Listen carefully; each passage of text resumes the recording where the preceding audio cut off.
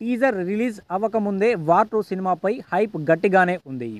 Release date గురించి బయట ఏదో నామమాత్రంగా చెప్పినా కూడా సోషల్ మీడియాలో కావాల్సినంత బజ్ అయితే వచ్చింది. కానీ టీజర్ తర్వాత సీన్ ఒక్కసారిగా మారిపోయింది. టాక్ నుంచి బిజినెస్ వరకు సినిమా చుట్టూ నెగిటివ్ వైబ్ ఎక్కువగా వైరల్ అవుతోంది. జూనియర్ ఎన్టీఆర్ కారణంగా ఇంతకుముందు తెలుగు రాష్ట్రాల థియేట్రికల్ హక్కుల కోసమే 75 కోట్ల వరకు రిస్క్ తీసుకోవాలని అనుకున్నవారు ఇప్పుడు 50 కోట్లకు తగ్గారు అని కూడా ఒక టాక్ అయితే సోషల్ మీడియాలో నడుస్తోంది. ఆ రేటుకు ఇస్తే ఓకే, లేదంటే లేదు అంటున్నారు. అంటే టీజర్ ఎంతగా ఇంపాక్ట్ చూపించిందో అర్థం చేసుకోవచ్చు.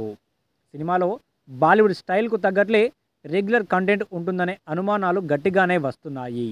ఇవన్నీ పక్కన పెడితే ఎన్టీఆర్ అసలు ఈ టైంలో ఇలాంటి రోల్ చేయడం ఎంతవరకు కరెక్ట్ అనే అనుమానాలు వస్తున్నాయి.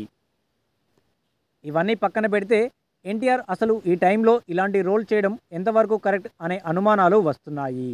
ట్రిపుల్ ఆర్ ఏ రేంజ్లో హిట్ అయిందో ప్రత్యేకంగా చెప్పనవసరం లేదు. హాలీవుడ్ టెక్నీషియన్స్ సైతం అతని పర్ఫార్మెన్స్కు ఫిదా అయి ఎన్టీఆర్తో సినిమా చేయాలని ఉందని ఓపెన్గానే చెప్పారు. ఇక జపాన్లో కూడా ఎన్టీఆర్ మంచి క్రేజ్ ఏర్పరచుకున్నారు. దేవరా అంటే ట్రిపుల్ ఆర్ కంటే ముందే ఒప్పుకున్న కమిట్మెంట్. ఆ సినిమా కంటెంట్ కూడా రొటీన్ అనే వాదన ఉంది. అది కేవలం అనిరుద్ ఎన్టీఆర్ వల్ల 500 కోట్లు కొట్టేసింది అనేవారు కూడా ఉన్నారు.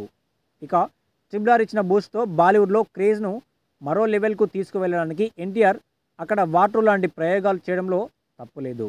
కానీ కంటెంట్ గురించి ఆలోచించి సరైన నిర్ణయం తీసుకోవాల్సిన అవసరం కూడా ఉంది.